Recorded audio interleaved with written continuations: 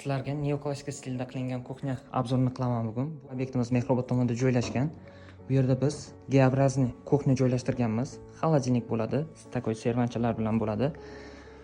Bu yerda gaz plita katta oila uchun qilingan. Xolodilniklarga ham e'tibor bergan bo'lsangiz kattaroq bo'lyapti. Standartlardan qochganmiz bu yerda. Kattaroq bo'lyapti hamma narsasi. Vitishkasi ham shunga moslashgan. Mana bu yerda moykasini qarasalaringiz agar bir xil ketgan.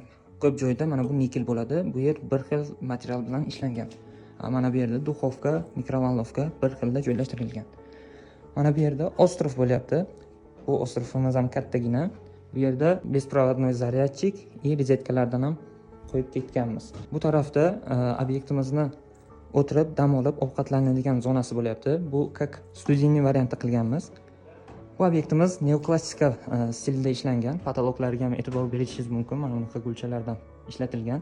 TV zonasi bo'lyapti. Bu yerda takoy искусственный kamin joylashtirganmiz. Juda chiroyli chiqqan obyektimiz.